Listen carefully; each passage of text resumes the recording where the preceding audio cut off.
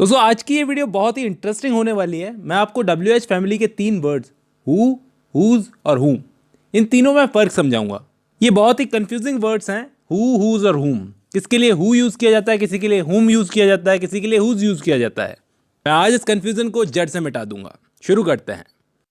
देखिए, सबसे पहले हमें समझना पड़ेगा कि इंग्लिश के अंदर कोई भी सेंटेंस मेकिंग होती है, कोई भी सेंटेंस हम बनाते हैं, जैसे हिंदी में बनाते हैं, तो इंग्लिश में सेंटेंस जो बनते हैं वो 3 चीज़ों को मिलाकर बनते हैं mainly: subject, object, verb. Subject, object, verb. Subject, object और वर्ब।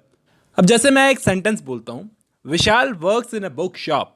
विशाल बुक शॉप में काम करता है। अब विशाल सब्जेक्ट है, बुक शॉप ऑब्जेक्ट है और वर्क्स वर्ब है, यानी क्रिया है। अब देखना, ठीक से समझ में आएगा। सब्जेक्ट होता है एक्शन करने वाला, यानी विशाल यहां पर सब्जेक्ट है, एक्शन करने वाला है। ऑब्जेक्ट होता है एक्शन को रिसीव करने वाला, यानी कि बुक शॉप यहां पर ऑब्जेक्ट है। और एक्शन क्या है यहां पर? वर्क करना, यानी कि वर्ब। उम्मीद करता हूं आपको फर्क समझ में आया होगा सब्जेक्ट, ऑब्जेक्ट और वर्ब के बीच में। अब कुछ एग्जांपल्स लेते हैं, उनमें ढूंढते हैं सब्जेक्ट क्या है, ऑब्जेक्ट क्या है और वर्ब क्या है। Manish blames his wife. यहां मनीष सब्जेक्ट है, ब्लेम करना वर्ब है और हिज वाइफ, उसकी वाइफ, ऑब्जेक्ट है। Nancy drives a car. Nancy subject है, ड्राइव करना वर्ब है और कार ऑब्जेक्ट है। उम्मीद करता हूं इतना समझ में आया होगा। अब आगे बढ़ते हैं। देखो, हमेशा ध्यान रखना, हु वर्ड हमेशा सब्जेक्ट के लिए यूज होता है और हुम वर्ड हमेशा ऑब्जेक्ट के लिए यूज होता है। Nancy drives a car, Nancy गाड़ी चलाती है। लेकिन अगर मैं हिंदी में पूछूं कौन गाड़ी चलाता है, यहां पर नैन्सी की जगह हमने कौन वर्ड का यूज किया है, तो सब्जेक्ट की जगह क्या लगेगा? हु। तो हु को उठाकर इधर रख देंगे और उसके आगे हम लिख देंगे drives a car. Who drives a car, कौन गाड़ी चलाता है। तो ध्यान रखना, हु वर्ड हमेशा सब्जेक्ट के लिए यूज होता है। अब आगे बढ़ते हैं, मैं आपको समझाता हूं कि हुम वर्ड कैसे यूज किया जाता है। Manish blames his wife. Manish यहां पर सब्जेक्ट है, ब्लेम करना वर्ब है और इसकी वाइफ ऑब्जेक्ट है। मैंने आपको बताया हुम हमेशा ऑब्जेक्ट की जगह पे यूज होता है।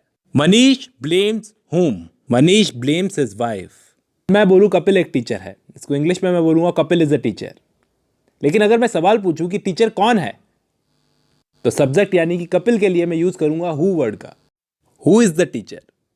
लेकिन अगर मैं बोलूं कि कपिल बच्चों को पढ़ाता है, तो इसको इंग्लिश में बोलूंगा कपिल टीचर्स चिल्ड्रन। लेकिन अगर मैं पूछूं कि कपिल किसे पढ़ाता है, यहां पे ऑब्जेक्ट की बात हुई है, तो कपिल टीचर्स हुम, चिल्ड्रन बन गया हुम। लेकिन अगर मैं पूछूं कि कौन किसे पढ़ाता है, तो कपिल की जगह हम कर देंगे हु टीचर्स हुम। तो उम्मीद करता हूं आपको हु का और हुम का यूज समझ में आ गया होगा। हु का यूज हम करते हैं सब्जेक्ट के लिए और हुम का यूज करते हैं ऑब्जेक्ट के लिए। लेकिन हुज वर्ड का यूज किस लिए किया जाता है, यह सोचने वाली बात है।